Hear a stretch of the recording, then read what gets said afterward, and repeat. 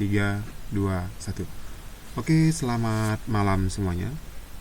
Hari ini kita akan masuk ke modul 3. Dan selamat berjumpa kembali di malam hari ini yang sudah menunjukkan pukul 10.15. Terima kasih, kita hadir malam hari ini sekitar 21 orang. Terima kasih semangatnya, walaupun kemarin yang hadir waktu TTM 1 itu hanya 10 apa 11 ya. Itu Mas Muklisin kemarin. Mas Muklisin yang di sini kan? Yang ketuanya, bukan ya? Iya, kalau nggak salah.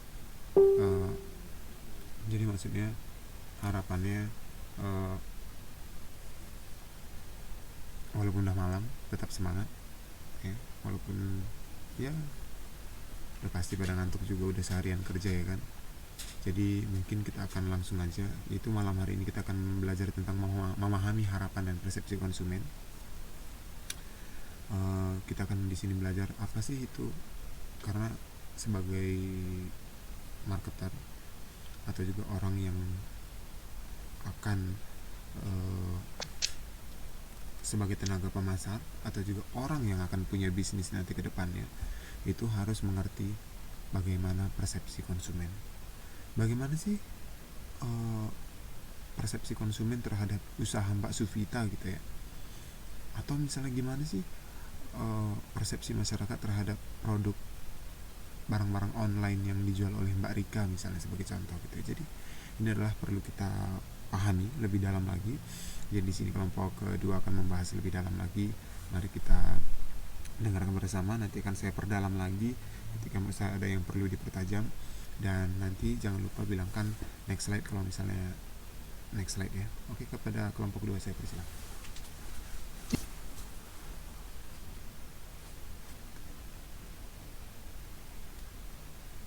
Yang jelas, Pak? Ya, jelas. Ya, oke.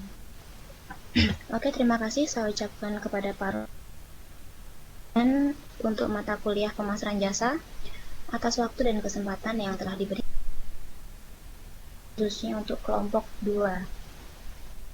Sebelumnya, ya, apa kabar rekan-rekan 9 semuanya ya? Pak Robert? Ya, selamat malam.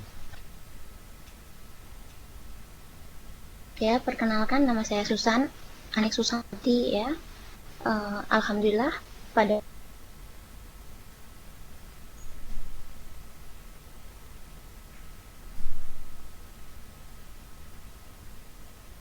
persepsi konsumen. Di sini modul 3 itu terdiri dari belajar ya.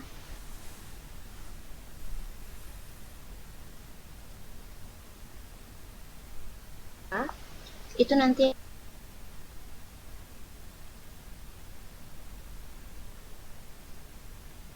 yang kegiatan belajar dulu itu ada persepsi pelanggan terhadap jasa ya, oleh Mas Handoko dan Mbak Dahlin. Kegiatan 3 kualitas jasa, sistem informasi pelanggan riset pemasaran. Jadi setiap satu kegiatan belajar itu akan dibawakan oleh 2 orang. Oke, rekan-rekan semuanya, mari ya kita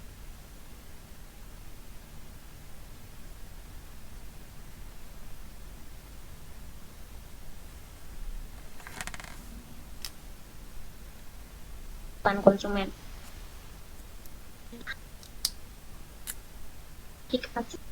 Point of reference dibandingkan dengan apa yang dirasakan pelanggan mendapat layanan.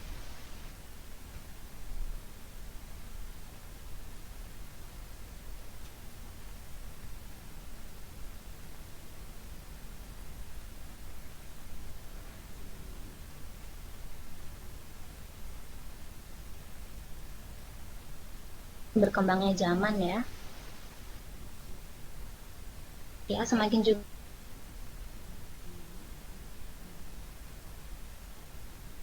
ya. Maaf, apakah saya terjatuh? Di sini slide-nya tidak ada. Suaranya putus-putus Mbak di sini.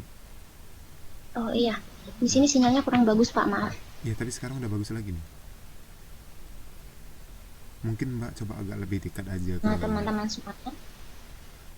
Udah membaik. Oke, gimana Pak kalau seperti ini? Oke ya. Jadi semakin berkembangnya zaman, semakin meningkat pandai dalam memilih. Jadi di sini ya, untuk penyedia jasa ya itu tidak hanya cukup untuk apa? Untuk memenuhi kebutuhannya saja ataupun yang disebut dengan need, keinginan ataupun disebut dengan want ya, tetapi juga harapan, yaitu expectation ya. Karena di sini harapan itu adalah sebagai titik acuan. Nah, tujuan dari memenuhi harapan pelanggan itu adalah dapat menciptakan keunggulan bersaing ya, dan untuk mempertahankan kelangsungan dari sebuah perusahaan tersebut. Maaf Pak, di sini PPT saya tidak muncul Pak. Atau mungkin di Mbaknya yang bermasalah ya. Oke.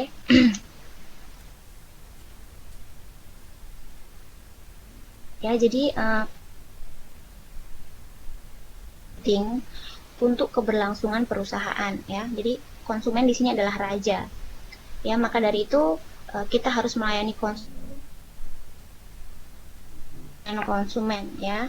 Di sini jika harapan dan apa yang dirasakan oleh konsumen ya itu akan berpengaruh terhadap persepsi pelanggan yang selanjutnya akan berdampak pada keputusan konsumen. Jadi keputusan konsumen untuk menggunakan jasa tersebut ataupun tidak.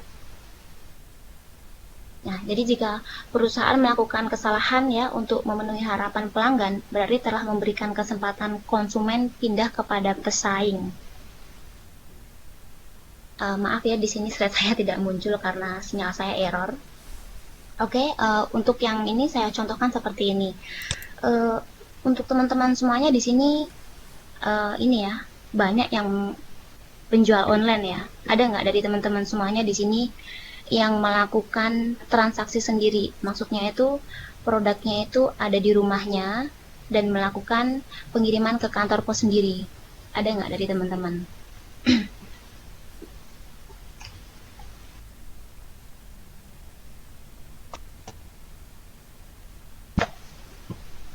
Nah ya,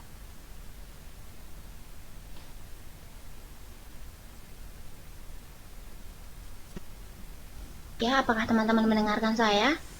Dengar Mbak. Oh iya. Nah, begini ya. Contohnya saja seperti ini. Uh,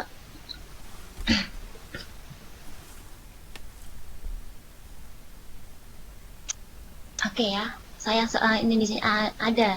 Nah, saya contohkan saja di sini Mbak Yeni Rahman ya. Mbak Yeni Rahman adalah seorang penjual ini. Salah satunya adalah penjual online.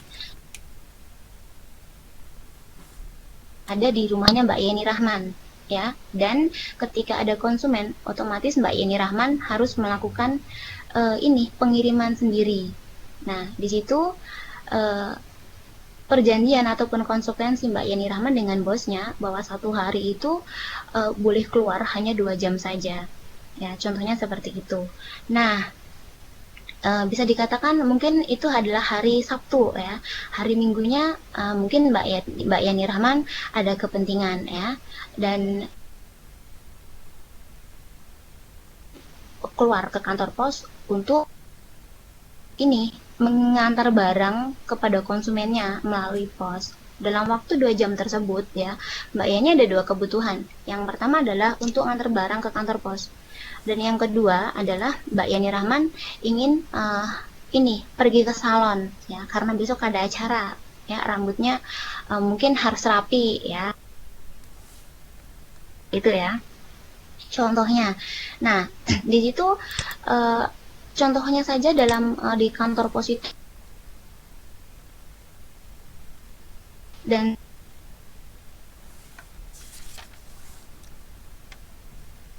tanya. Nah, di salon tersebut itu Mbak Yeni harus menunggu dalam waktu 30 menit. Sedangkan saja kalau untuk perawatan rambut itu menggunakan waktu 1 jam. Ya. Nah, pastinya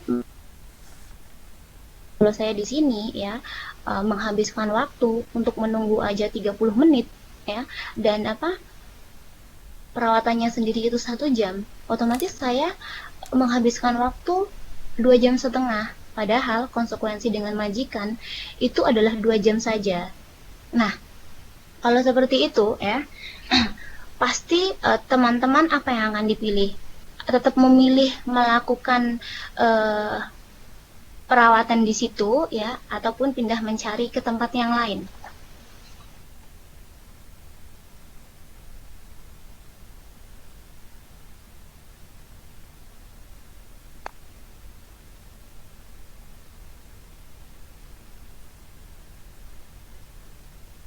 Iya,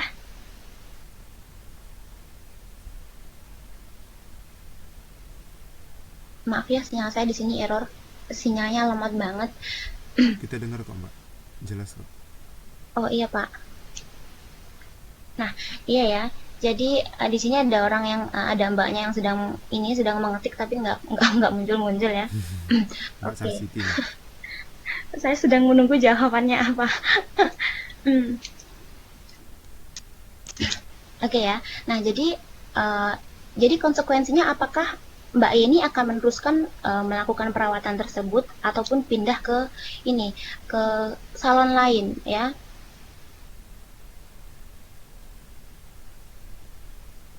Nah, nah di sini ya, di sini untuk perawatan ya, untuk perawatnya sendiri itu ditentukan ya. Contohnya saja untuk rambut itu 1 jam seperti itu ya. Oke ya, jadi di sini ada jawabannya dari Mbak Sumartina ya. Eh, Pindah ke salon yang lain yang tidak menunggu lama. Nah, dan Mbak Yeni ya, perawatannya 3 jam Mbak Susan.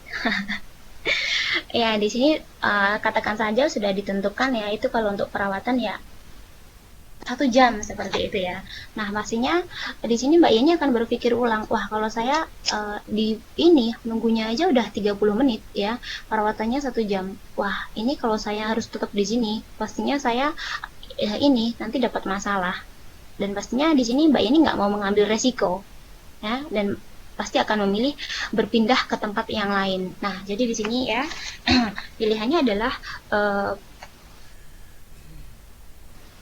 ke tempat yang lain ya, supaya ini ya tidak mau mengambil resiko yang berakibat fatal untuk semuanya ya. Karena apa? Di sini eh, tingkatan harapan pelanggan dapat bermacam-macam ya, tergantung pada poin referensi. Ya, di sini yang dimaksud dengan poin referensi adalah sesuatu yang digunakan untuk menilai atau memahami suatu yang lain. Nah, di sini pemasaran jasa harus lebih jelas di dalam mendefinisikan harapan pelanggan sehingga dapat memahami, mengukur dan mengelolanya. Oke, di sini ya maaf karena di sini slide saya nggak ada. Uh, Langsung untuk contoh ya, contoh restoran.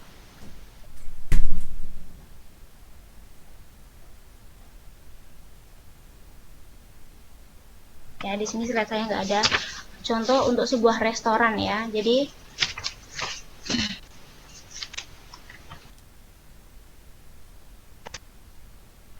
harapan ya, harapan yang pertama yaitu toleransi minimum ataupun minimum tolerable expectation. Jadi di mana konsumen menyatakan saya mendapatkan pelayanan yang tidak baik dari restoran, tetapi saya dapat bertoleransi karena harganya murah. Ya, jadi mungkin di sini pelayanan yang kurang ramah ataupun ya tidak mau tersenyum itu adalah salah satu pelayanan yang tidak baik ya. Tetapi kelebihannya di situ karena harganya murah. Nah, yang kedua adalah harapan yang dapat diterima ataupun acceptable expectation. Di sini konsumen itu menyatakan saya berharap restoran ini melayani saya dengan sikap yang baik. Dan yang ketiga adalah harapan berdasarkan norma ataupun expectation based norm. Nah, di sini konsumen menyatakan pada umumnya restoran ini sangat baik, tapi pada saat saya sibuk pelayanannya terasa lama. Ini kembali lagi seperti yang saya contohkan tadi ya, yaitu ke titik poin referensi yang dimana pelanggan ya itu memiliki poin referensi sendiri ya. Jadi seperti pelayanannya baik, tetapi saat sibuk ya cepat itu tidak bisa memenuhi harapan. Ya, tidak bisa memenuhi harapan. Dan yang kelima adalah harapan ideal atau keinginan. Ya, di sini ideal expectation or desire. Di sini konsumen menyatakan setiap orang bilang bahwa restoran ini yang paling baik ya. Saya ingin pergi ke sana pada perayaan ulang tahun saya. Nah, jadi di sini ya, ini juga bisa dikatakan yang harapan ideal atau keinginan. Ini juga bisa dari perantara dari orang yang satu ke orang yang lain ya, ataupun bisa disebut dengan edifikasi. Jadi kita mungkin bisa mendengar dari si A itu bilang, ya contohnya saja, habis pergi dari restoran ya, masuk ke restoran, contohnya restoran A ya. Nah, dia mengatakan, wah restoran tersebut itu pelayanannya baik loh, tempatnya juga sangat bersih, harganya juga boleh tahan, nggak mahal-mahal, tetapi rasanya sangat enak banget. Nah, kayak gitu. Nah, jadi mungkin uh, walaupun saya belum pernah pergi ke tempat itu, tetapi saya sudah mendengarkan dari orang lain. Pastinya kan penasaran, wah pasti katanya tempat itu bagus. Nah, pastinya saya ingin mencoba, apakah benar yang seperti dikatakan rekan teman-teman saya tadi, seperti itu.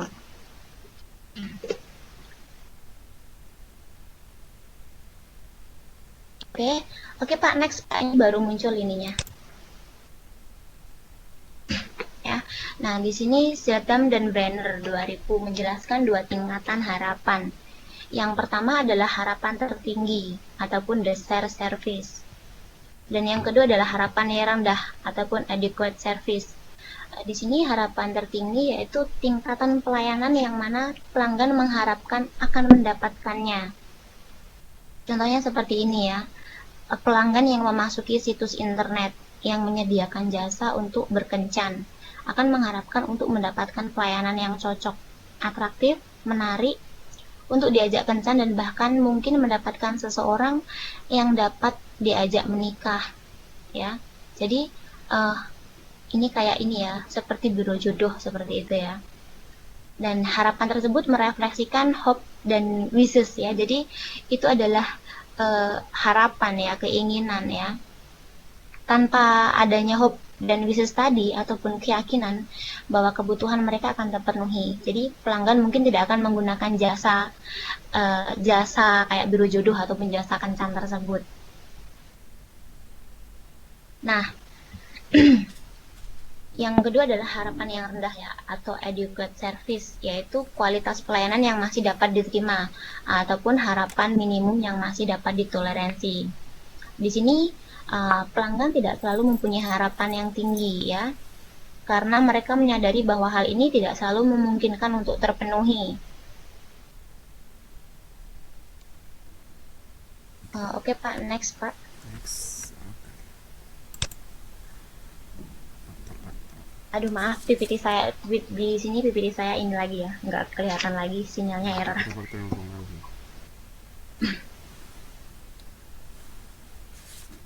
Ya oke, untuk kegiatan belajar satu dari saya cukup sekian dan akan dilanjutkan oleh rekan saya yaitu Mbak Supita Isnaini.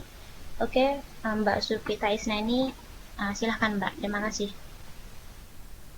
Oke, selamat malam. Apakah teman-teman bisa mendengar suara saya?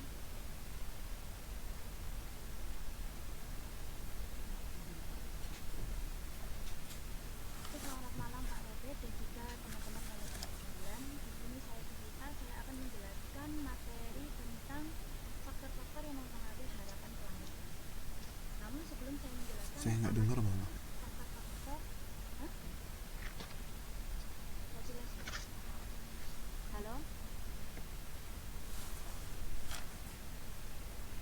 Apakah suara saya sudah jelas?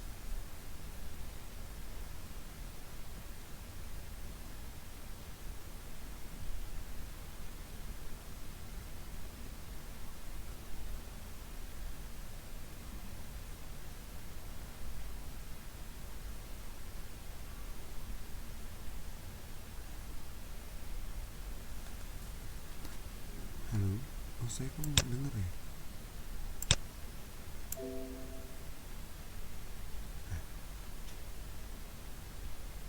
Ada yang denger?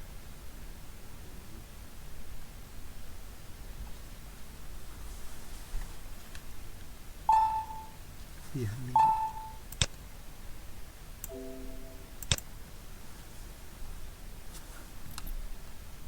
Pak, apakah suara saya sudah jelas?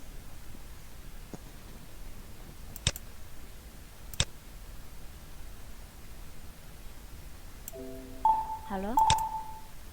Oh, oke, terima kasih. Coba agak lebih dekat Mbak ngomongnya.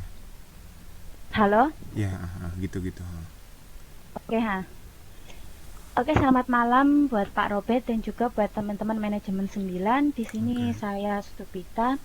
Saya akan menjelaskan materi tentang faktor-faktor yang mempengaruhi harapan pelanggan jasa. Namun, sebelum saya menjelaskan apa saja sih faktor-faktor yang mempengaruhi harapan pelanggan jasa, dari penjelasan teman saya mengenai pengertian maupun tingkatan harapan pelanggan jasa, mengapa faktor-faktor harapan jasa itu perlu diketahui oleh seorang pemasar jasa. Jadi, harapan pelanggan jasa itu sangat perlu diketahui oleh seorang pemasar jasa sebagai evaluasi konsumen atas pelayanan yang diberikan oleh sebuah perusahaan. Apakah perusahaan tersebut melayani konsumennya dengan memuaskan ataukah tidak memuaskan.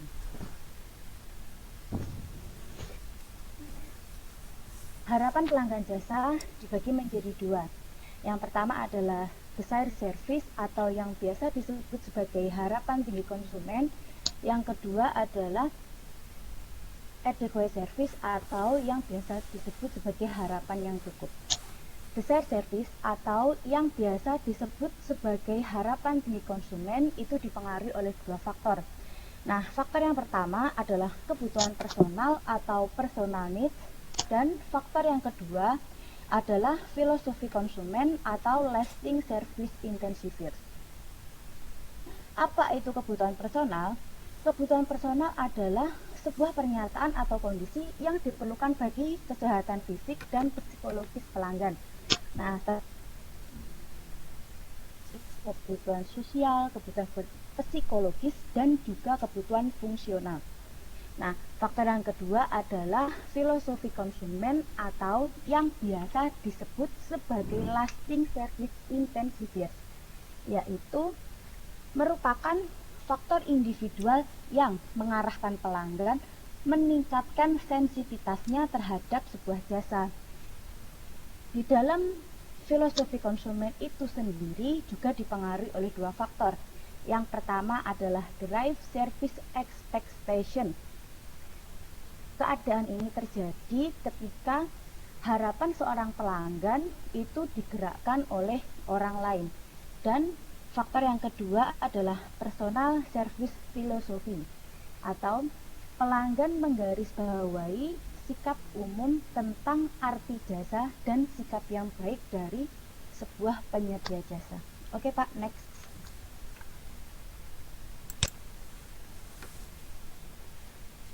Oke, tadi di depan sudah saya jelaskan bahwa harapan pelanggan jasa itu kan dibagi menjadi dua. Yang pertama adalah desire service dan yang kedua adalah adequate service. Nah, kira-kira faktor-faktor apa saja yang mempengaruhi dari adequate service? Adequate service mempresentasikan di mana pelanggan mau memberi toleransi terhadap bervariasinya kualitas jasa yang mereka terima. Nah, faktor-faktor yang mempengaruhi adequate service ini secara umum bersifat jangka pendek dan cenderung berfluktuasi dibandingkan dengan faktor-faktor yang mempengaruhi desire service. Oke, faktor yang pertama adalah temporary service intensifier, yaitu faktor individual yang membuat pelanggan lebih menyadari kebutuhannya akan sebuah jasa. Contohnya, ada sebuah perusahaan mail order yang tergantung pada telepon bebas pulsa untuk menerima delivery dari pelanggan. Suatu waktu terjadi permasalahan pada jaringan telepon tersebut, Apabila gangguan itu terjadi pada jam sibuk, tentu mereka kurang bisa mentoleransi gangguan apabila dibandingkan dengan gangguan yang terjadi di luar jam sibuk. Nah, faktor yang mempengaruhi adequate service yang kedua adalah perceived service alternatif. Apa itu perceived service alternatif? Yaitu pilihan-pilihan penyedia jasa yang lain di mana pelanggan akan mendapatkan pelayanan yang dibutuhkannya. Nah, di sini pelanggan yang memiliki alternatif pilihan lain atas kebutuhannya memiliki tingkat adequate service yang lebih tinggi dibandingkan memiliki pilihan. Sebagai contoh, ada seorang pelanggan maskapai penerbangan yang tinggal di sebuah kota kecil. Yang di sana itu dia hanya memiliki sedikit sekali alternatif pilihan layanan maskapai penerbangan. Pelanggan yang seperti ini, mereka akan lebih bisa bertoleransi apabila dibandingkan dengan pelanggan yang tinggal di kota, yang tentu alternatif pilihan penerbangan di kota lebih banyak dan juga pelayanan lebih memuaskan. Oke, yang ketiga atau yang C adalah self-perceived service role atau persepsi pelanggan dari sejauh mana pelanggan menggunakan pengaruhnya pada jasa yang diterimanya. Next, Pak.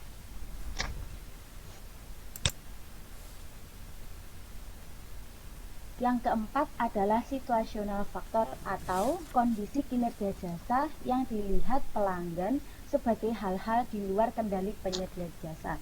Sebagai suatu jasa bahkan kerusakan berat menimpa banyak orang pada satu waktu. Nah, pada saat itu, pelanggan perusahaan asuransi tentu akan menurunkan harapan mereka karena pelanggan menyadari bahwa perusahaan asuransi mengalami kelebihan permintaan dari setiap hari melayani tidak lebih dari 100 orang pelanggan. Namun karena terjadi bencana gempa bumi, perusahaan asuransi harus melayani lebih dari 1.000 orang. Tentu pelayanan yang diberikan oleh perusahaan asuransi tersebut tidak bisa maksimal. Yang terakhir atau tingkat keyakinan pelanggan di mana mereka akan mendapatkan pelayanan. Di sini pelanggan yang memiliki bahwa pelayanan yang diterimanya memuaskan akan memiliki tingkat adequate service yang lebih tinggi dibandingkan dengan pelanggan yang memprediksi bahwa pelayanan yang diterimanya kurang memuaskan. Oke, sekian materi dari saya. Materi selanjutnya akan dijelaskan oleh Mas Handoko. Terima kasih.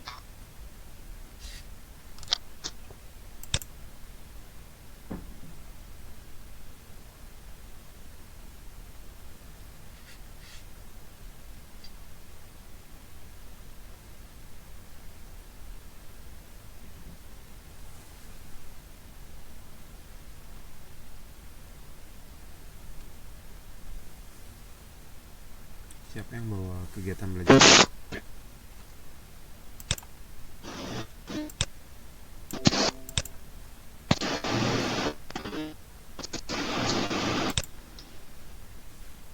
Halo, halo. Mas Handoko ya. Halo. Ya, halo. Sudah dengar, Pak? Bisa jelas. Oh, oke. Langsung aja ya, saya akan melanjutkan materi selanjutnya yaitu tentang persepsi pelanggan terhadap jasa. Oke, next, Pak.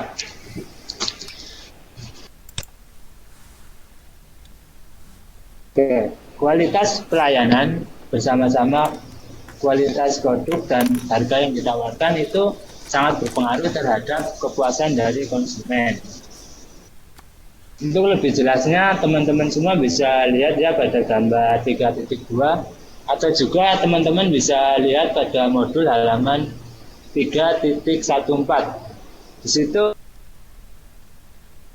faktor yang mempengaruhi kepuasan dari konsumen.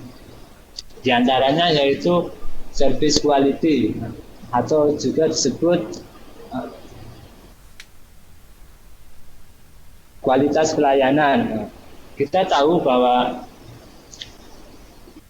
customer yang kita layani tidak baik itu akan merasa risih atau tidak senang terhadap pelayanan kita. Nah, kita sebagai pemberi jasa, kita harus melayani customer itu dengan baik agar customer itu merasa puas setelah menggunakan jasa kita. Nah, pelayanan yang baik itu seperti apa sih? Nah, pelayanan yang baik itu yaitu pelayanan yang dalam apresiasinya itu mementingkan beberapa dimensi. Ini ada 5 ya. Oke. Yang pertama ada reliability, yang kedua ada responsiveness, yang ketiga ada assurance, yang keempat ada empati, dan yang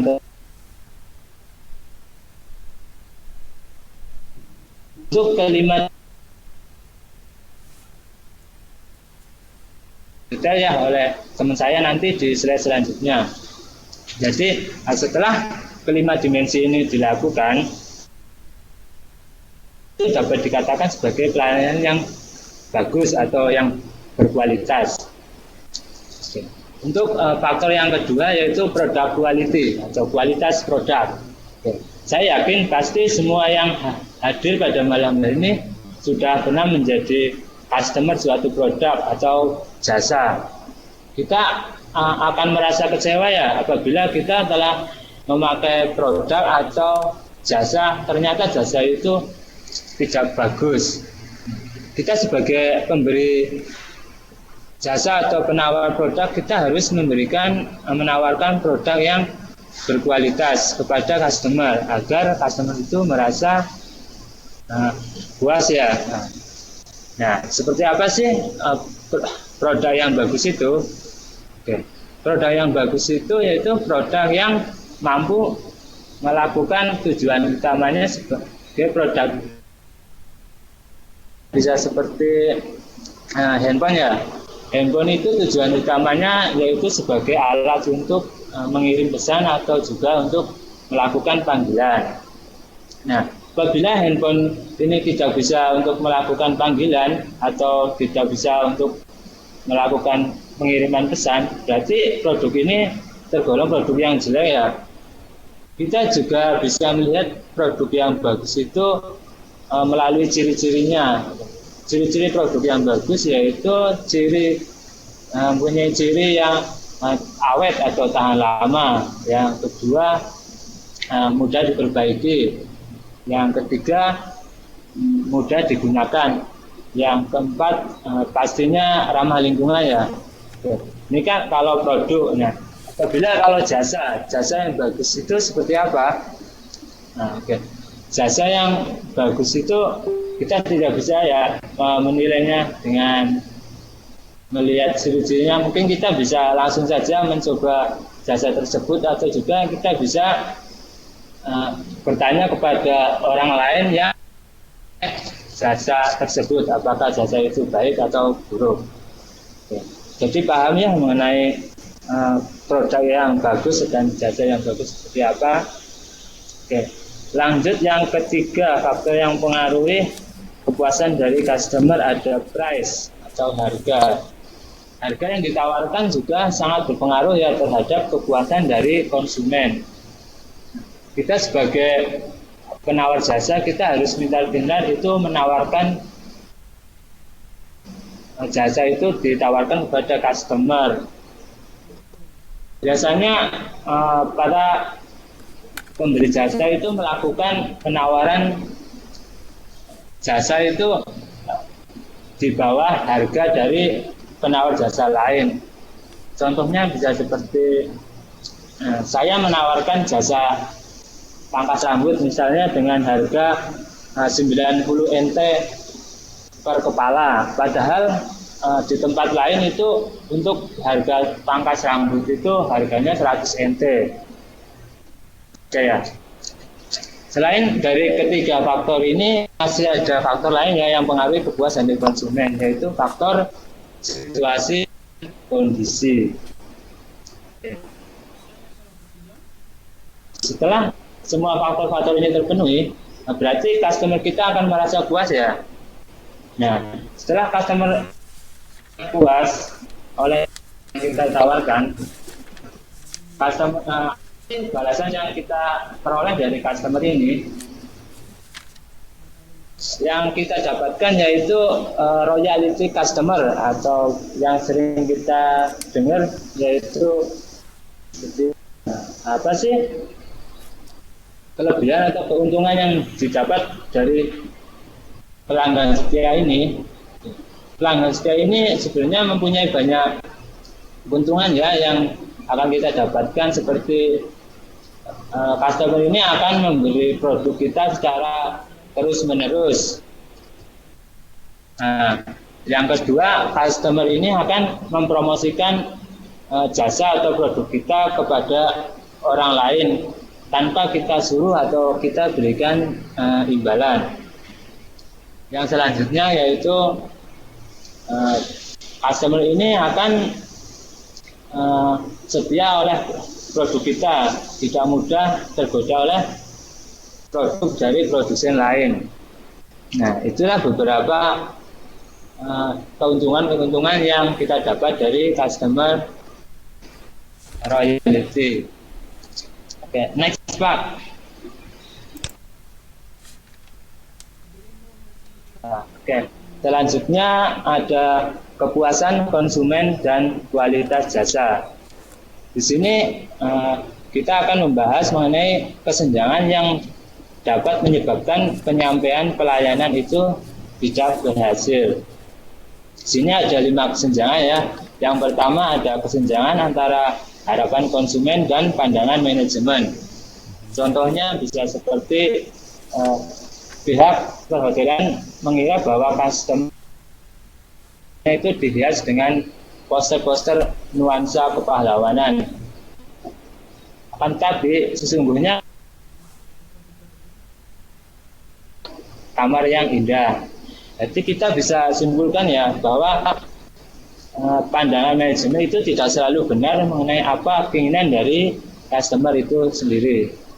Oke, kesenjangan yang kedua yaitu kesenjangan antara pandangan manajemen dan spesifikasi mutu pelayanan. Contohnya bisa seperti resepsionis disuruh untuk melayani tamu yang berasal dari Taiwan misalnya. Nah, kan tapi resepsionis ini tidak mampu melayani customer ini karena resepsionis ini tidak bisa berbahasa Mandarin. Nah, mengapa kesenjangan ini bisa terjadi? Nah, kemungkinan besar karena pihak manajemen itu belum punya standarisasi mutu dalam perekrutan karyawan, atau sudah mempunyai standarisasi tapi belum digunakan secara optimal. Oke, untuk kesenjangan yang ketiga yaitu kesenjangan antara mutu pelayanan dan sajian atau penyampaian pelayanan. Nah, kesenjangan ini biasanya terjadi ya karena karyawan ini tidak mendapatkan pelatihan, atau juga karyawan pekerjaan di luar kapasitasnya. Kesenjangan ini juga bisa terjadi karena peralatan yang rusak. Nah, untuk contohnya bisa seperti resepsionis tadi ini disuruh untuk mempekerjakan pekerjaan dari room service misalnya. Ternyata resepsionis ini tidak mampu mengerjakan pekerjaan dari room service ini karena di luar kapasitasnya sebagai resepsionis. Oke. Untuk kesenjangan yang keempat yaitu kesenjangan antara penyajian jasa dan komunikasi eksternal. Nah, informasi yang disediakan di website perhotelan itu menunjukkan bahwa kamar hotel itu terlihat rapi, indah, dan elegan.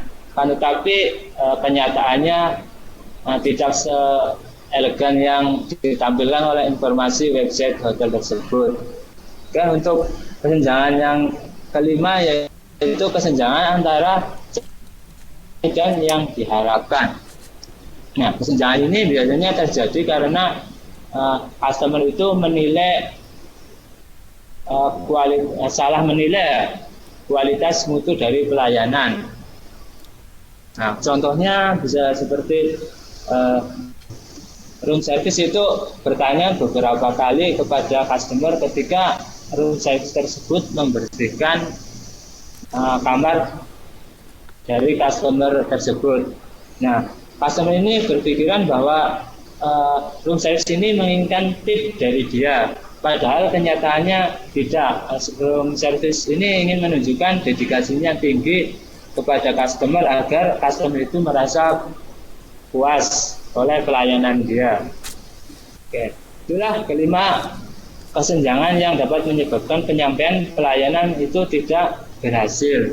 Oke, mungkin itu saja dari untuk materi selanjutnya akan dijelaskan oleh Mbak Dahlina. Oke, Mbak Dahlina, silahkan diambil alih.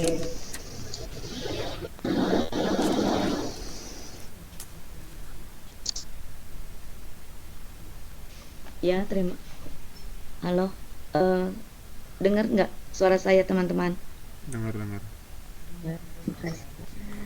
Selamat malam Pak Robert, selamat teman-teman.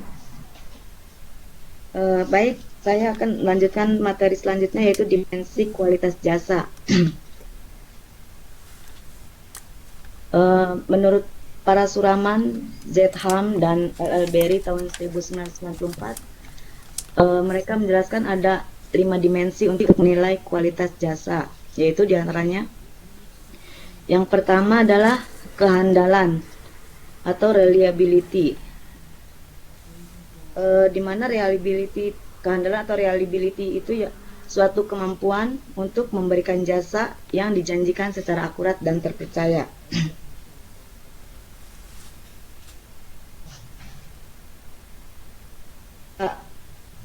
Secara luas arti reliability yaitu merupakan kemampuan perusahaan membuktikan janjinya, yaitu janji tentang penghantaran jasa, servis, provision, penyelesaian masalah, dan tentang harga, di mana pelanggan mengharapkan untuk berbisnis dengan perusahaan yang dapat menepati janjinya.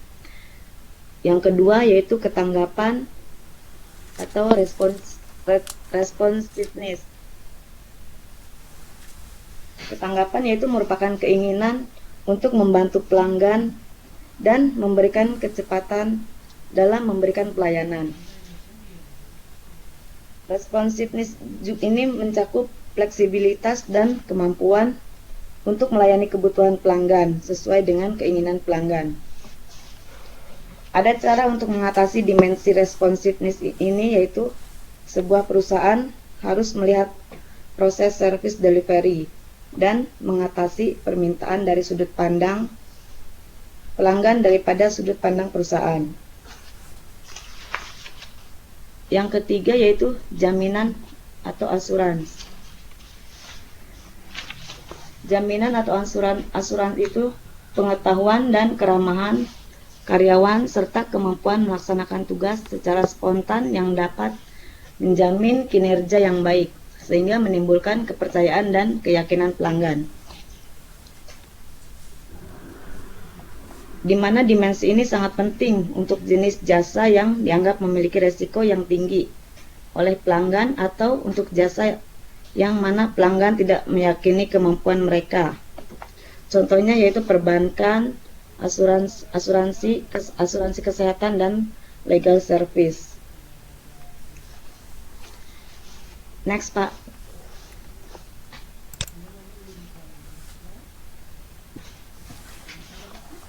Yang keempat yaitu empati yaitu kepedulian, perhatian yang diberikan perusahaan kepada masing-masing pelanggan. Inti dari empati ini adalah memberikan perhatian yang bersifat individual atau pribadi kepada pelanggan dan berupaya untuk memahami keinginan konsumen. Di mana empati ini berhubungan dengan penyampaian melalui personal atau memberikan jasa berdasarkan pesanan pelanggan atau customis. Adalah individu yang unik dan spesial dan bahwa mereka butuh untuk dipahami. Pelanggan ini juga ingin dimengerti dan penting bagi perusahaan untuk memberikan pelayanan kepada mereka. Dan yang kelima yaitu berwujud atau tangibles, Tangible. yaitu penampakan fasilitas fisik, peralatan, personel, dan material komunikasi. Tangible juga memberikan representasi fisik atau citra diri jasa kepada pelanggan. Dan biasanya mereka merupakan pelanggan baru yang akan menggunakan penampakan fisik ini untuk mengevaluasi kualitas sebuah di mana walaupun aspek tangibles seringkali digunakan oleh perusahaan jasa untuk meningkatkan citra mereka, menyediakan kontinuitas, dan menunjukkan sinyal kualitas kepada pelanggan. Dan kebanyakan perusahaan mengombinasikan tangibles dengan dimensi lain untuk menciptakan strategi kualitas jasa perusahaan tersebut. Cukup sekian penjelasan dari saya. Sebelum kita masuk ke kegiatan belajar 3, maaf ya kalau misalnya ada suara-suara berisik karena saya kan ngajarnya di kamar. Jadi it's okay, no problem. Okay, no problem. Jadi kawan saya juga lagi nelpon, jadi nggak apa-apa ya kalau misalnya agak-agak berisik dikit karena kita sekamar ada beberapa orang ya. By the way, sebelum kita lanjut ke kegiatan belajar 3, bentar ya, saya mau kamar mandi bentar, 2 menit aja ya, 2 menit ya. Oh, iya.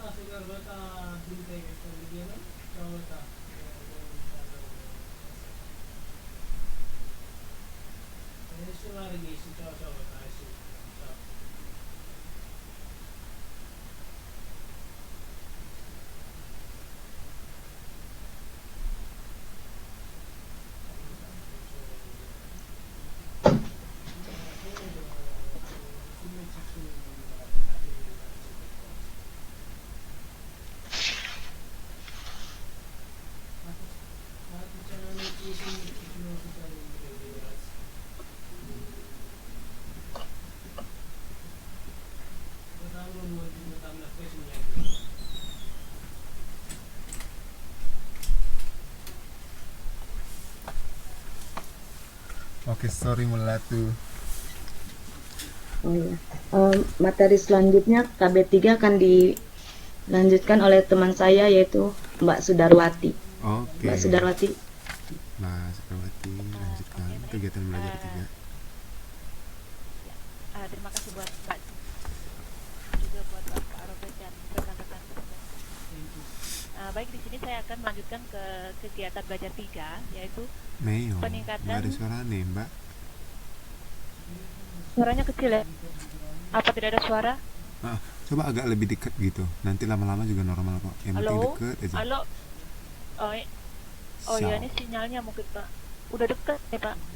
Udah deket ya. Halo? Jangan terlalu deket juga. Udah. Coba ngomong lagi.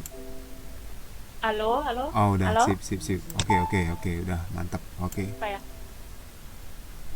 Baik, di sini saya akan ke kegiatan belajar 3, yaitu Oh, peningkatan kualitas jasa melalui sistem informasi pelanggan riset pemasaran. Yang pertama yaitu ada next slide, Pak. oke, ha. Arti pentingnya suatu kualitas jasa melalui sistem informasi. Salah satu konsep yang memiliki kaitan erat dan mempunyai dampak langsung ya terhadap pendekatan suatu service quality itu adalah sistem informasi. Sistem informasi itu sendiri adalah merupakan suatu kombinasi ya dari suatu teknologi informasi dan aktivitas seseorang yang menggunakan teknologi itu sendiri. Ini diharapkan bisa mendukung operasi dan manajemen dari suatu perusahaan tersebut. Kemudian di sini dalam kriterianya pelanggan jasa atau produk ini dapat digolongkan menjadi 3 kriteria ya. Di sini ada yang pertama adalah external customer ya.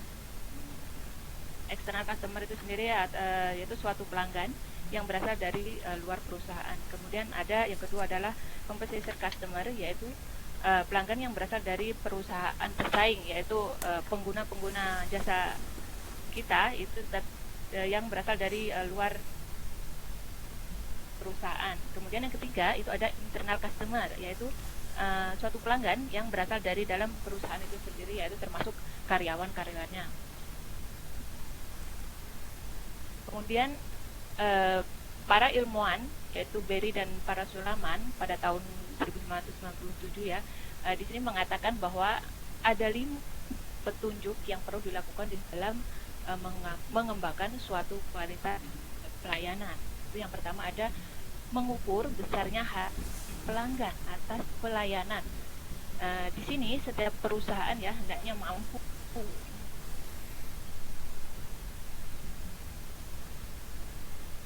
dan seberapa besar tingkatan kepuasan yang dirasakan oleh katakan baik sekali atau bahkan mungkin kurang baik ya, itu diharapkan bisa menampung harapan-harapan dari pelanggan atas pelayanan perusahaan kita. Kemudian yang kedua yaitu ada menentukan titik berat informasi. Setiap perusahaan ya diharapkan mampu menentukan titik berat suatu kualitas informasi yang ingin dicapai oleh perusahaan itu sendiri ya. Kemudian yang ketiga itu ada mengerti pendapat yang dikeluarkan pelanggan. Setiap pelanggan itu pastinya mempunyai pendapat sendiri-sendiri ya mengenai layanan-layanan yang diberikan oleh perusahaan. Di sini perusahaan diharapkan bisa menampung dan mendengarkan semua pendapat ya, mungkin juga kritik dan saran agar supaya kedepannya menjadi bisa lebih baik. Dan yang keempat itu ada menjangkau seluruh pegawai. Ini artinya informasi ini tidak ada bahkan sistem informasi tersebut harus dapat menjangkau setiap individu agar semua pegawai yang berada dalam suatu fungsi yang dalam suatu fungsi yang berbeda itu dapat menerima informasi yang sesuai ya. Lihat Pak. Oke, kita ke poin yang B. Di sini ada pengintegrasian sistem informasi kualitas jasa dan perusahaan. Untuk mengetahui ya kepuasan pelanggan, biasanya para manajer atau itu mengadakan suatu riset, di mana riset ini bertujuan untuk mengukur hubungan antara keinginan konsumen dan juga kinerja suatu perusahaan. Pengintegrasian suatu sistem informasi dapat dilakukan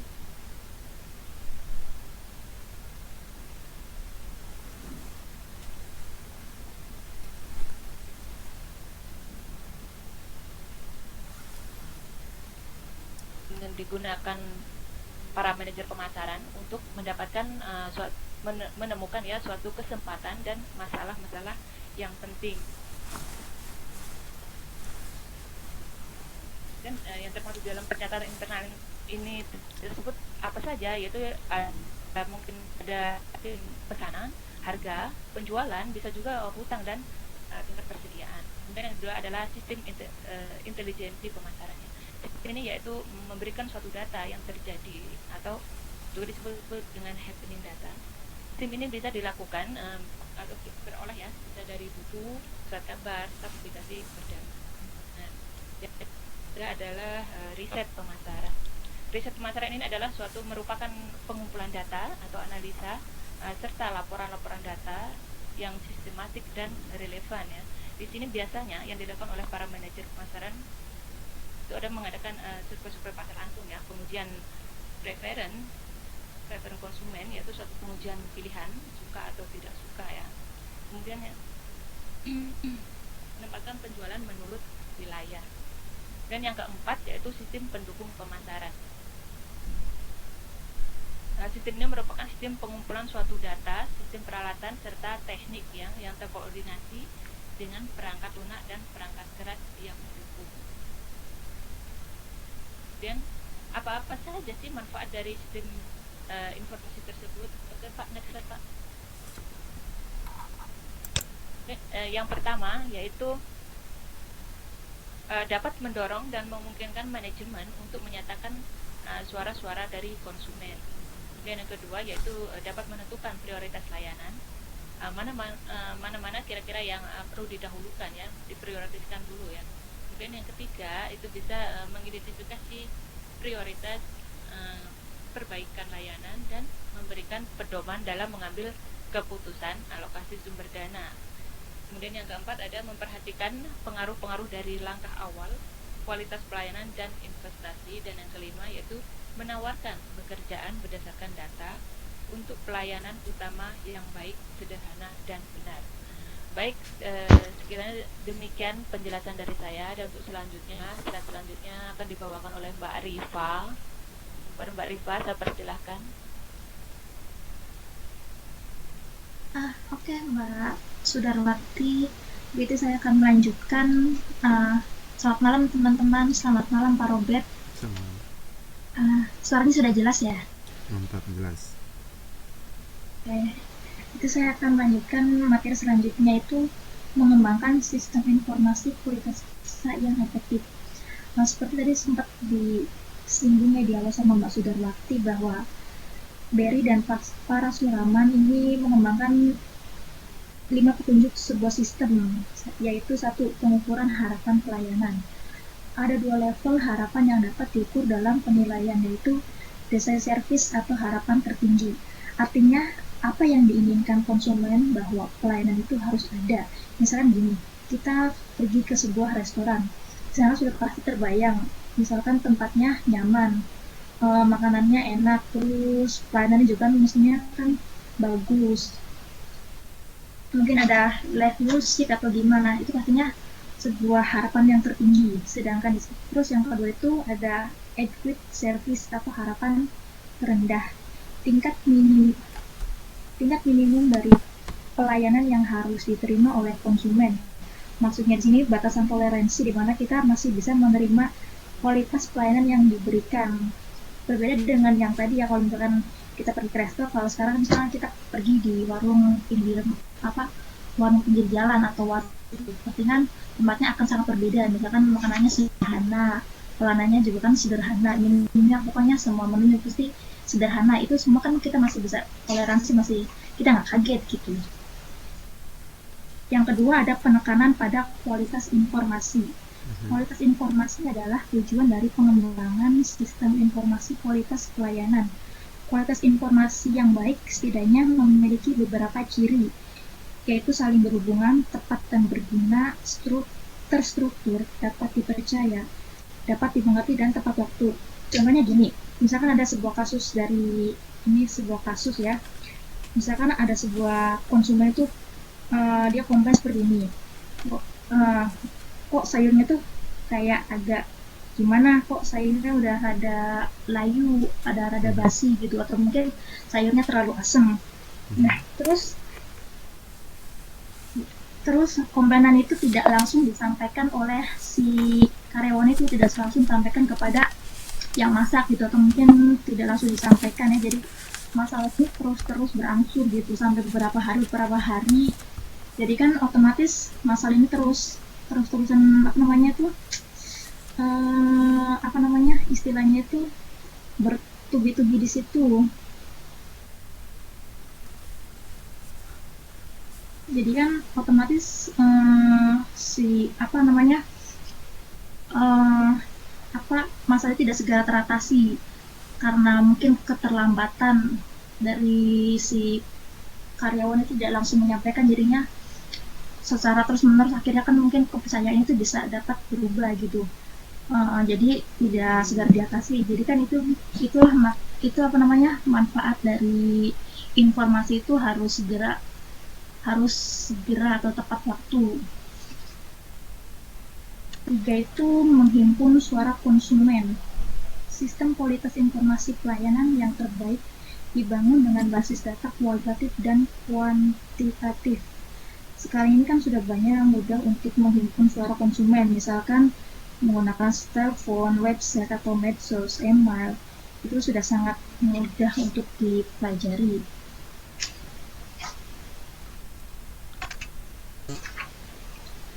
Terus yang keempat itu ada menyelaraskan kinerja pelayanan dengan kinerja bisnis. Dari pelayanan yang baik akan sangat memungkinkan perusahaan memperkuat kesetiaan para pelanggannya dan meningkatkan pangsa pasar. Perusahaan juga bisa langsung memperkirakan pengaruh laba dari perbaikan pelayanan dengan monitor langsung hubungan antara perbaikan pelayanan dan hasil bisnis dengan mengukur keluhan konsumen yang puas dan tidak puas dengan respon perusahaan. 5. Menjangkau tiap-tiap pegawai. Itu next Pak, slide-nya bisa di next Pak. Sistem informasi kualitas pelayanan harus diberi pelayanan yang relevan pada setiap pegawai dalam satu organisasi. Oke, itu next Pak. Pendekatan riset dasar untuk mengembangkan kualitas pelayanan. Menurut para Surama dan Gary, ada 4 pendekatan yang dapat dipilih, yaitu survei transaksi, meliputi mystery shopping, new declining and lost customer survey, focus group interview, customer advisor panel, service review. 2. Menampung keluhan, komentar, dan pertanyaan konsumen. 3. Survei pasar, dan 4. Survei pegawai. Mungkin di sini keterangannya sudah ada jelas langsung di tabel ya. Sehingga bisa dilihat di tabel 3.1 pada halaman 330. Di sini sudah terlihat jelas tentang transaksional survei atau survei kepuasan pelayanan dari konsumen menurut pelayanan yang diterimanya. Sini tujuan itu memperoleh feedback atau umpan balik dari konsumen ketika pelayanan yang diserasakan baru terima. Tindakan pada feedback cepat jika contoh negatif berkembang. Sini juga ada keterbatasannya itu apa, fokus pada pengalaman atau konsumen saat ini, bukan pada penilaian atau penilaian menyeluruh. Di sini teman-teman bisa lihat ya penjelasannya sudah sangat jelas di tabel sini dari 330 sampai 3.33. Mungkin dari saya sekaligus sebagai penutup dari presentasi kelompok 2 ya. Selanjutnya waktu saya serahkan kepada Bapak Robert. Terima kasih untuk waktunya. Cakep-cakep nih fotonya. Oke. Terima kasih kepada kelompok 2. Saya suka PPT-nya, saya kasih nilai PPT dan juga delivernya penyampaiannya jelas dalam hal menyampaikan, dan juga PPT-nya tidak terlalu buruk ya, atau PPT-nya lumayan standar. Poinnya saya kasih 95 untuk nilai presentasi malam hari ini. Sebelumnya juga 90 apa 95 ya, saya lupa di kelas ini 90 apa 95 kelompok 1 ya. Harapannya kalau bisa kelompok 3 atau 4 dapatkan dong 195 juga ya. Oke sip, berarti masih sama ya. Ya setidaknya harus sama, minimal 95. Jadi kalau bisa 100 nya belum ada yang nyentuh nih ya, kesempatan kelompok 3 dan 4 ya. Udah cukup bagus. Sebelum saya buatkan summary ataupun kesimpulan daripada semuanya, kita akan ulas balik dari awal lagi. Saya mau mengingatkan untuk TTM 2 kemarin kita hadiri itu cuman sekitar 10 atau 11. saya mau buatkan agak sedikit beda formatnya. Jadi saya tidak hanya ngajar kayak kemarin kita diskusi dan sebagainya, tapi juga pengen biar kelas itu tidak terlalu apa ya, kayak sekolah gitu ya. Saya mau selalu cari-cari ide apa sih yang buat mahasiswa ini kayak di kelas itu berbeda gitu. Kalau misalnya face to face kan, atau misalnya mendengarkan orang presentasi kan udah biasa kan. Jadi misalnya kayak saya, misalnya ini lagi ngomong, kalian mendengar, kalian cuma dengar gitu sekali-sekali ya. Kalau misalnya tatap muka kan memang lebih banyak jawab ya kan, maksudnya saya lebih banyak kasih kesempatan untuk nanya karena saya bisa secara to the point, saya lihat orangnya gitu. Kalau ini kan seperti yang bilang kemarin, saya nggak tahu siapa yang online tapi nggak ada orangnya, atau misalnya nggak tahu, nggak hafal nama gitu ya. Kalau misalnya apa, saya tahu oh ini perlu ditanya gitu. Siapa yang lagi main HP misalnya, saya tanya gitu. Contoh itu contoh kecil gitu. Jadi saya mau nanti kalau misalnya kita banyak, saya pengen bagi ke beberapa kelompok. Jadi itu kan 2 jam itu kan 120 menit, jadi sekitar 100 menit itu perkuliahannya. Jadi nanti 20 menit itu nanti kita kayak diskusi gitu. Jadi saya bagi kelompoknya 3-3 satu orang apa gitu. Terus ada studi kasus atau apa. Terus apa yang kalian bisa strategi ataupun misalnya apa yang bakal kalian lakukan dari kasus itu misalnya. Jadi kayak kreativitas, memancing kreativitas gitu. Nanti mungkin di TTM 2 bisa kita aplikasikan. Nanti saya cari dulu kertasnya ya, kertas bekas pun gak apa-apa. Yang penting kalian bisa nulis, menggambar dan sebagainya di situ, biar agak kelasnya itu. Kalau misalnya kalian pernah gabung ke apa itu namanya, di kelas 140 itu ya, yang NGO itu, mereka pernah melaksanakan itu. Jadi mereka anak-anak itu disuruh berkreasi apa kira-kira, misalnya menggambar masa depan sebagai contoh. Ini bukan bicara itu nanti sesuai dengan topik modul kita gitu, tapi mereka itu menggambar apa dan sebagainya gitu, kira-kira apa yang mereka lakukan gitu. Jadi saya juga pengen kayak gitu sih ya, sekitar 20 menit lah selesai saya mengajar gitu. Jadi kelas kita itu tidak hanya diskusi face to face kayak gini, tapi juga membiarkan kalian berkreativitas. Nanti presentasi setelah itu apa yang kalian misalnya, oke, kalau misalnya kalian punya usaha lontong, apa yang bakal kalian lakukan dari segi promosi. Jadi kalian itu membuat di kertas itu gitu. Jadi nanti presentasi, oh misalnya kita buatkan media online ini, kita pakai ini, terus kita juga pakai strategi melalui ibu-ibu pengajian dan sebagai contoh gitu. Jadi kelas kita itu kan lebih seru gitu. Harapan saya hari ini kan kita hadir 22, kalau memungkinkan lebih ramai lagi, jadi biar makin banyak kita dapat jawaban gitu, biar seru gitu. Kemarin kan saya menikmati kelasnya, saya suka kelasnya, jadi maksudnya tetap mengalir gitu kan, tapi kan pengen sesuatu yang beda gitu. Jadi kelas itu tidak hanya, saya pengen kelas itu tidak hanya kelas yang datang, dengar, jawab ini itu ini. Masih untung ya, saya nggak tahu apakah dosen ada yang cuman ngajar tanpa ada diskusi apa dan sebagainya, tapi ya walaupun selama TTM gitu, tapi itu yang saya mau apakan. Jadi tidak hanya ngomong, mendengar, tanya jawab, tapi juga pengen mengeluarkan kreativitas gitu ya. Jadi itu semoga nanti ingatkan saya kalau misalnya saya lupa, dan semoga tidak lupa gitu ya. Saya juga harus cari kertas yang nggak apa-apa, nanti kertas bekas saya cari di kampus yang agak lebar, poster-poster yang besar gitu, dan nanti bisa ditulis, bisa kita pajang semua, dan kita lihat kerjaan siapa yang lebih bagus, kerjaan siapa yang kira-kira lebih menarik gitu ya. Jadi bisa belajar satu sama lain, karena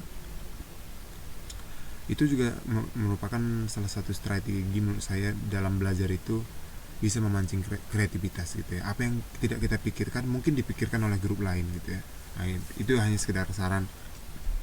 Kalau misalnya bisa hadir, tolong hadir di TTM 2 ya. Lagian itu juga sebagai pertemuan terakhir juga ya kan, untuk tatap muka ya.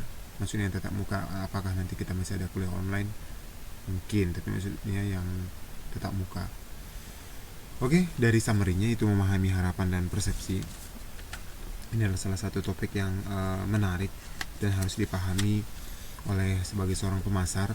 Seperti yang di buku kita di modul 3.3 dikatakan harapan konsumen terhadap jasa gitu.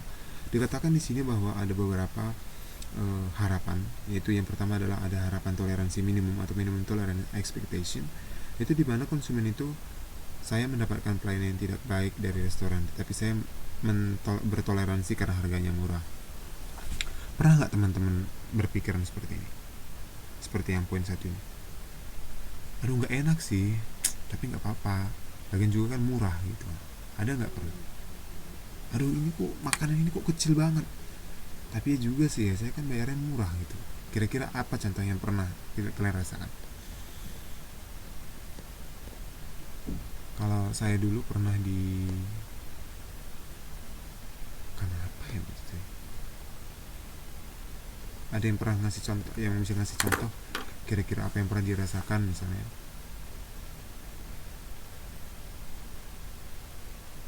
Aduh ini kok sepatu saya kok rusak ya, padahal baru 6 bulan. Oh jam saya, terutama jam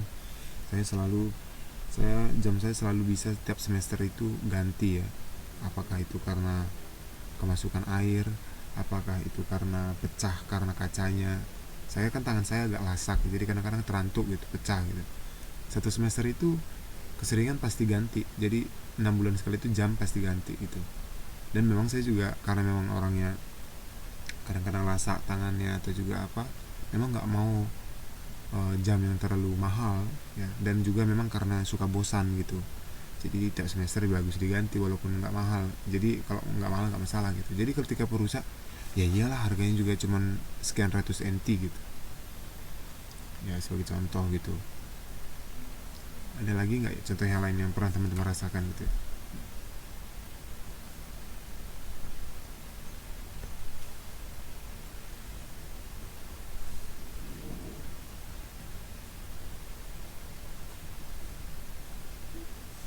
Beli sepatu pak, kualitasnya kurang bagus tapi karena harga yang murah saya beli. Ah bener bener, baju juga, baju yang saya pakai ini aja dulu bagus sih, bajunya bagus, saya suka, tapi murah dulu, cuman berapa NT ya, mungkin lagi karena lagi promo dulu ya, baju 100 NT bener, seharusnya udahlah, rusak ya kan, kita mikirnya gitu kan, kadang-kadang pas kita beli juga gitu, ya udahlah rusak buang, itu juga cuma 100 gitu ya. Kayaknya baju saya ini juga gitu-gitu juga dulu, tapi bagus, untung juga sih bagus. Ada lagi nggak contoh lain? Ada sepatu, ada baju yang pernah kejadian gitu ya. Ya iyalah cepat rusak gitu, orang cuma 100 cm gitu ya. Oke, menunggu yang lain mengetik, kita lanjut ke yang nomor 2. Harapan yang diterima atau acceptable expectation, yaitu pernyataan konsumen. Saya berharap restoran ini melayani saya dengan baik gitu. Itu adalah expectation ya, ataupun harapan ya. Headset benar, betul, itu juga biasa itu ya, tiap bulan ya Mbak Yeni. Selanjutnya adalah harapan berdasarkan norma atau pernyataan konsumen. Misalnya pada umumnya restoran itu sangat baik, tapi saat saya sibuk pelayanan terasa lama gitu ya. Memang benar ya, mungkin pernah juga nggak, mungkin teman-teman juga pernah gitu ya, makan gitu kan, restoran ini kata orang baik gitu ya, tapi kan pada saat jam-jam tertentu misalnya gitu kan, itu kan konsumennya banyak, pelayannya kan terbatas. Jadi kadang-kadang memang kita juga sebagai konsumen kan, aduh lama kali pun gitu ya, apalagi kita pakai orang-orang Medan gitu ya, kadang-kadang apalagi mahasiswa gitu ya, aduh lama kali nih gitu ya, padahal kadang-kadang ya jam-jam rame ya kan, mau gimana gitu ya kan. Itulah salah satu contohnya. Dan juga harapan bersifat normatif atau normative experience, yaitu restoran yang semahal ini seharusnya mempunyai makanan dan pelayanan yang baik. Itu adalah ekspektasi ya, wah kalau udah harganya segini udah pasti apa ini gitu ya, udah pasti enak ini kalau mahal. Tapi kan kembali lagi seperti tadi contohnya dibilangkan di depan, contoh restoran tadi masakan gitu ya, ketika misalnya satu piring makanan yang nyobain kita yang ada 22 partisipan di kelas ini malam ini, suruh kita nyobain semua coba makanan itu, pasti akan beda-beda hasilnya. Ada yang bilang kan, oh ini dapat 90, ini dapat 95, ini dapat 80, ini dapat 60 gitu. Kenapa? Karena mungkin Mbak Sumartin sukanya manis-manis, saya sukanya pedas-pedas, Mbak Yeni sukanya asem-asem, Mbak Dahlina sukanya nggak suka terlalu berasa gitu, mungkin sedikit aja garamnya, sedikit cabenya gitu ya. Mungkin ada juga yang suka rasa-rasa ekstrim gitu ya. Atau misalnya juga Mbak Epi Handayani gitu misalnya, saya sukanya yang pedes, asem, asin gitu ya. Jadi ya pasti akan beda gitu. Itu adalah harapan, walaupun sebenarnya ya atau juga sekalipun misalnya kita berpikir kalau udah mahal enak ya, karena kita juga tidak bisa menyamakan lidah gitu ya. Sama misalnya ini kami di kamar ini misalnya ada Latvia, ada Gambia, ada Myanmar, ada juga dari negara lain gitu ya. Kita nggak bisa menyamakan, oh ini makanan enak gitu, belum tentu enak bagi kita, enak bagi mereka gitu, atau enak bagi mereka belum tentu enak bagi kita. Makanya ini agak sedikit relatif gitu ya.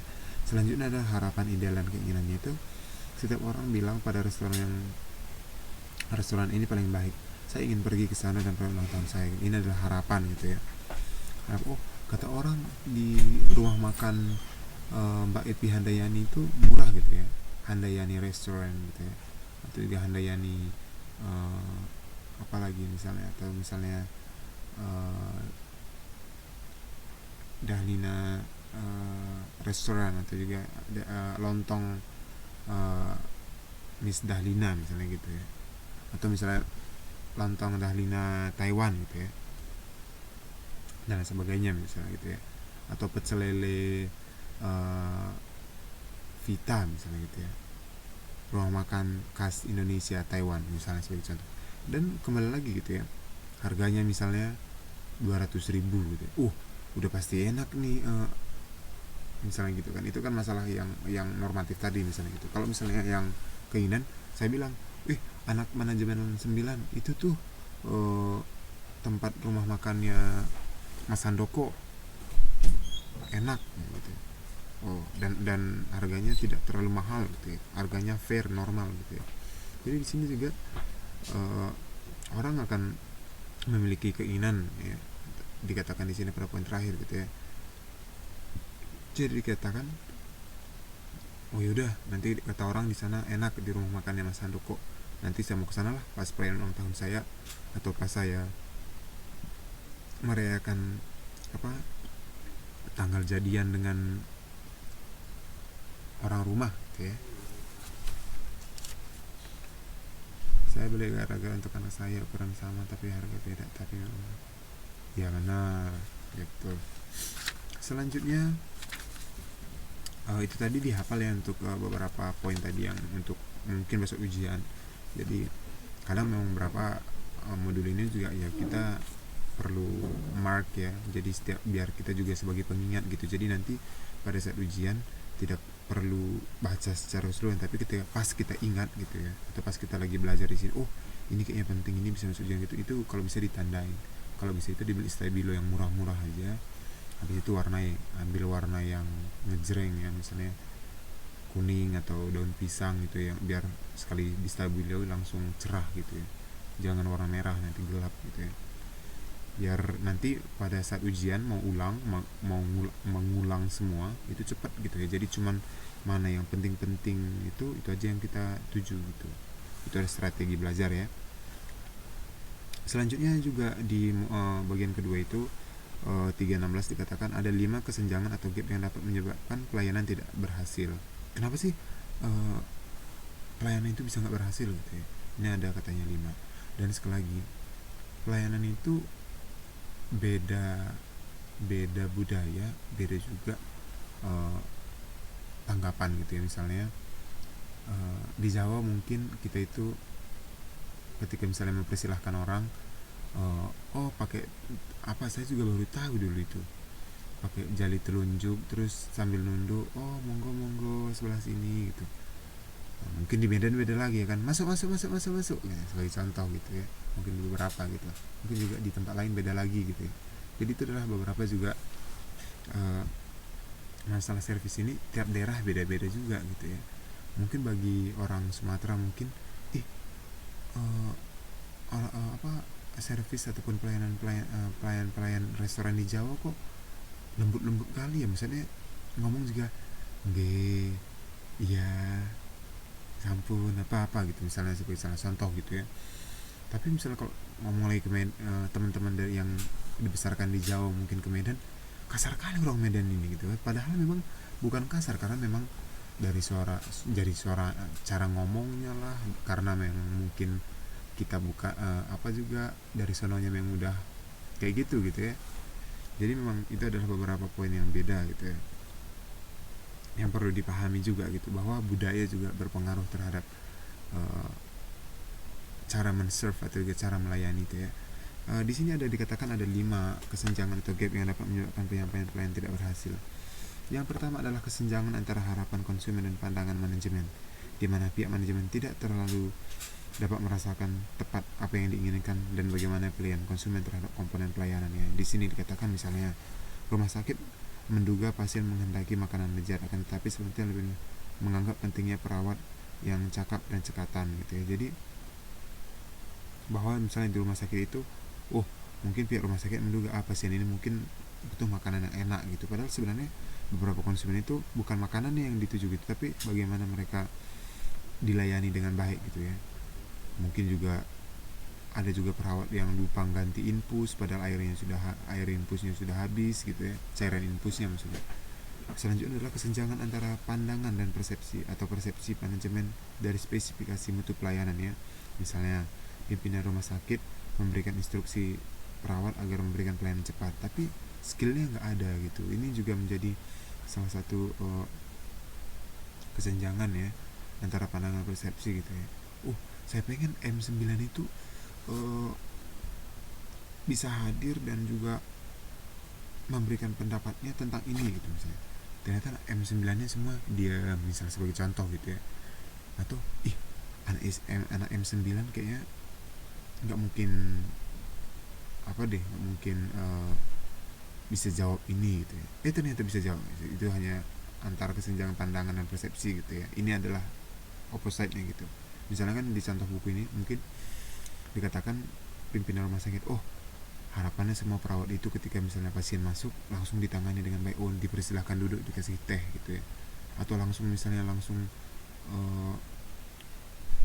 ngecek tensi atau juga cek tekanan darah gitu. Sedangkan perawatnya tidak punya secekatan itu gitu ya. Jadi ini adalah beberapa kesenjangan antara pandangan dan persepsi gitu ya. Selanjutnya adalah kesenjangan antara mutu pelayanan dan sajian ya. Ini dikatakan misalnya persoalan utamanya diantara mungkin karyawan yang kurang terlatih atau karyawan yang melebihi kapasitasnya, kondisi mental yang rendah, dan peralatan rusak gitu ya. Karena ada juga orang itu karena nggak mampu, mungkin dia juga dulu waktu sekolah ya kan, sekolah perawat misalnya kebanyakan cabut gitu ya. Saya yakin sih anak-anak manajemen pemasaran di sini yang lagi belajar anak M9 nggak suka cabut ya. Selanjutnya adalah kesenjangan antara penyajian jasa dan komunikasi eksternal ya. Misalnya pernah lihat nggak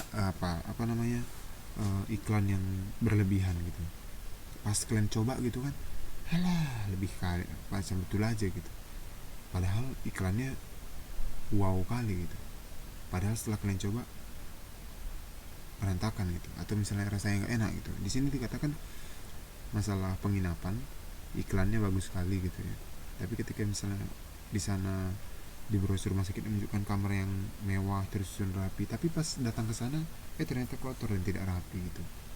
Atau mungkin juga iklan misalnya gitu, gigi anda akan putih ketika pakai Pepsodent atau misalnya pakai brand apa gitu, tapi anda pakai juga 10 kali belum berubah-ubah juga, tetap kuning giginya gitu, sebagai contoh gitu, hanya sebagai contoh. Ada nggak produk yang pernah kalian atau iklan yang kalian lihat seperti itu, yang terlalu muluk-muluk gitu? Ada nggak contoh yang pernah kalian rasakan atau pernah alami?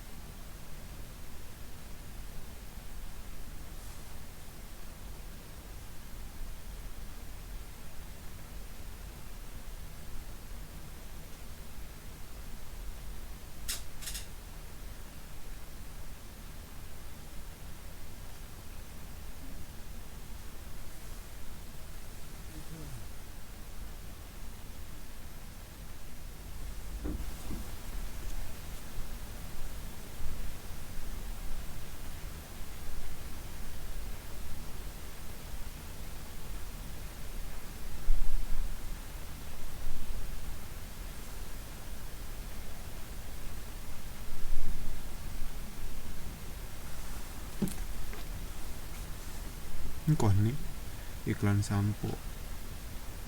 Nggak hening kok, saya nunggu jawaban kalian.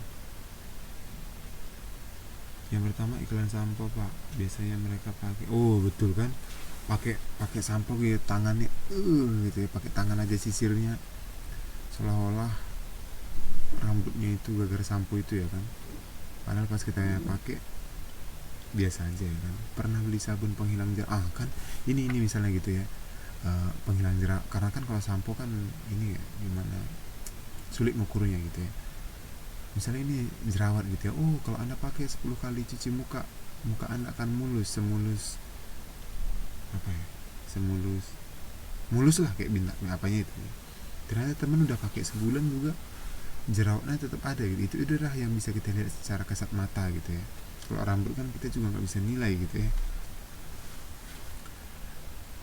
Selanjutnya banyak sekali pak, salah satu iklan produk pelangsing. Benar, pelangsing.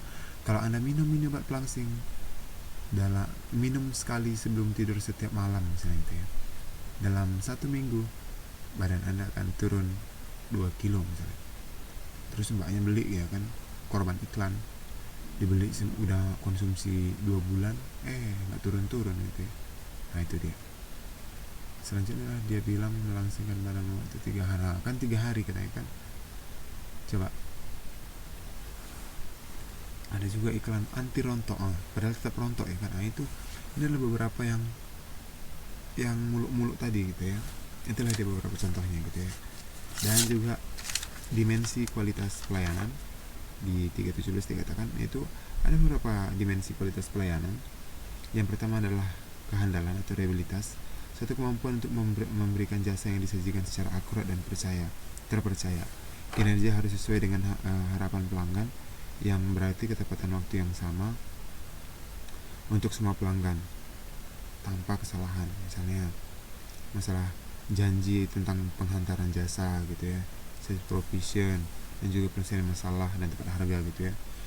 Misalnya kita itu pengen, dia bilang kan, oh ya kami akan antar sebelum jam 6 malam, jam 4 sore udah sampai gitu. Ditunggu juga sampai jam 8 malam belum nyampe gitu ya. Nah itulah dia. Selanjutnya adalah ketanggapan atau responsif gitu ya, merupakan keinginan untuk membantu pelanggan untuk memberikan ketepatan, memberikan pelayanan. Misalnya kan ada komplain, ada pertanyaan gitu ya. Pernah nggak pertanyaan atau komplain kalian nggak ditanggapi?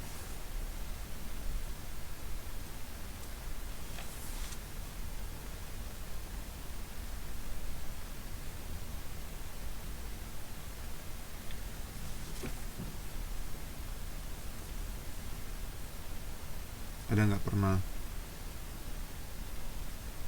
yang nggak ditanggapi sama apanya gitu yang punya?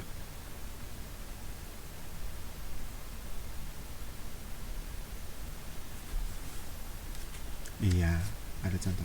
Pernah ya kan. Terus selanjutnya adalah ada jaminan atau insurance gitu ya. Jadi contohnya misalnya ada perbankan, asuransi kesehatan dan sebagainya gitu ya. Selanjutnya adalah ada empati ya, dia udah dijelaskan juga tadi, yaitu misalnya bagaimana juga ada pegawai dalam perusahaan yang masih kecil, misalnya ini perusahaan yang paling kecil yang ada yang lebih tahu gitu ya, sampai semua karyawan dikenali, sampai misalnya tahu dia anaknya di mana sekolah, anaknya berapa gitu ya. Kalau perusahaan besar kan nggak tahu ya kan, mana tahu bosnya itu ini siapa, anaknya berapa. Kalau misalnya perusahaan kecil tahu gitu ya. Ini yang empati yang bisanya akan lebih terjalin ya kalau perusahaan itu kecil. Selanjutnya adalah berwujud ya, atau tangible, adalah berpenampilan fasilitas, penampakan fasilitas fisik, peralatan ya. Bagaimana kita juga bisa melihat bagaimana misalnya sebagai salah satu contoh, misalnya beberapa jasa, misalnya bagaimana kita ketika kita menggunakan jasa itu bisa kita lihat gitu ya, elegan, dipasang musik yang slow gitu ya, jadi kita bisa merasa elit gitu ya. Misalnya penataan ruangannya juga wow gitu ya. Misalnya bank atau misalnya adalah misalnya jasa dekorasi katanya. Terus kan kita mau dekor rumah kita nih, karena kita nggak punya rumah baru, terus nggak tahu cara dekornya gimana, pinjam jasa dekorasi.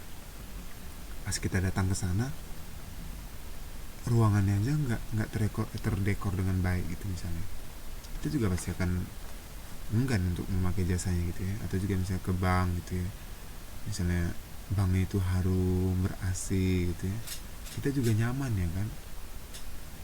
Kalau misalnya ada saingan, satu biasa-biasa aja ruangannya, yang penting bersih, satu lagi harum, ber-AC, bersih gitu ya, kita kan pasti akan terpengaruh untuk tetap di tempat yang lebih nyaman gitu. Itu adalah beberapa stand penting di sana. Dan juga ada lagi tadi yang mau saya sampaikan, ada juga tadi di akhir itu ada halaman 330, pendekatan riset jasa untuk mengembangkan kualitas pelayanannya. Ya di sini ini adalah penting riset ya, bagaimana kita juga harus memahami apa yang diinginkan konsumen itu ya. Ada juga survei transaksi dikatakan di sini ya, itu melalui mystery shopping, focus group interview, customer advisory panel ya. Ada juga menanggapi keluhan gitu ya. Menurut kalian penting nggak itu keluhan? Apa sih pentingnya itu keluhan? Apa sih gunanya kita menanggapi keluhan? Menurut kalian apa pentingnya? Coba.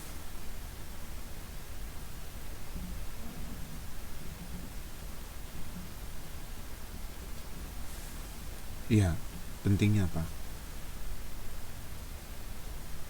Karena kalau misalnya kadang-kadang kan sama kayak saya misalnya, Pak Robert itu ngomongnya terlalu cepat kalau ngajar misalnya kan. Nah, saya kan mungkin karena udah kebiasaan, saya pikir itu nggak masalah gitu kan, sedangkan bagi orang lain terlalu masalah mungkin gitu.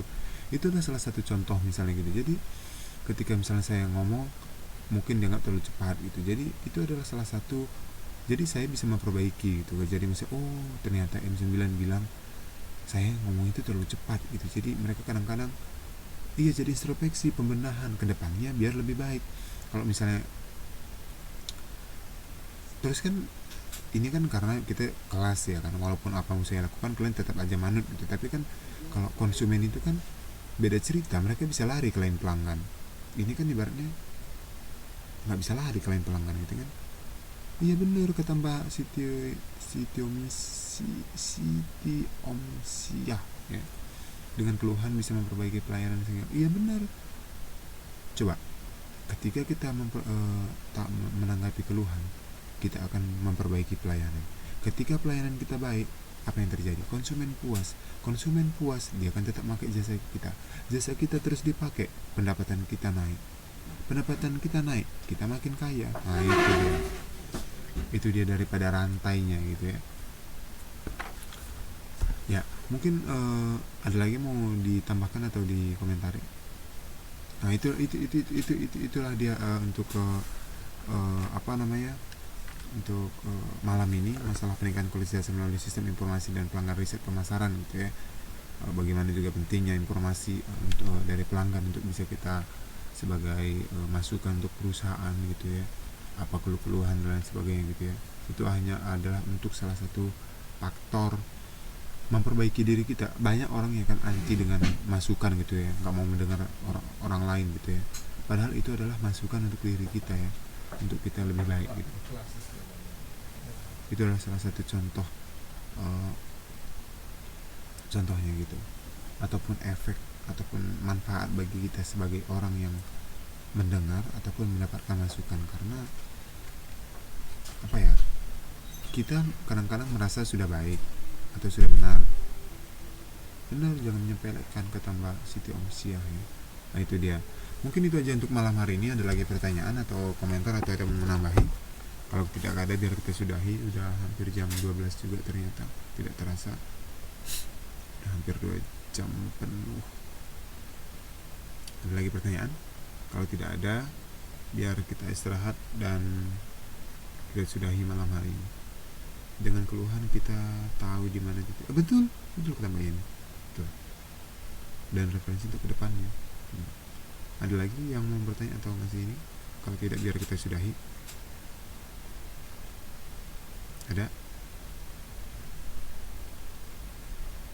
Ada lagi atau tidak ada? Ada lagi?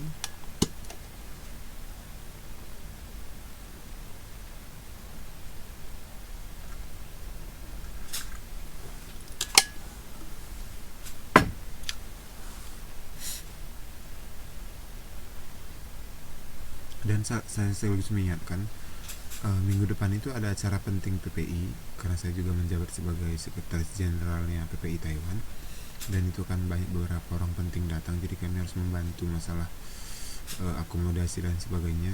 Saya akan kasih tahu apakah minggu depan kita bisa atau tidak gitu. Yang penting minggu depan itu kalau jadi itu kelompok 3 ya yang present, tapi saya akan kasih tahu, tapi kemungkinan kayaknya bakal di cancel atau digeser ke hari Sabtu, jadi tolong disiapkan waktunya Sabtu depan ya, semoga. Tapi Sabtu ini nggak bakal bisa, udah pasti, karena ada malam saya nampil, sore paginya ada sidang istimewa. Oke, kalau tidak ada, itu aja untuk malam hari ini. Tetap jaga kesehatan, tetap baik-baik aja dimanapun kita berada, baik di Taipei atau di luar Taipei, dan tetap jaga kesehatan, dan pastinya tetap semangat dalam bekerja. Ya, itu aja dari saya. Selamat malam dan selamat beraktivitas. Ya, terima kasih untuk kita semua.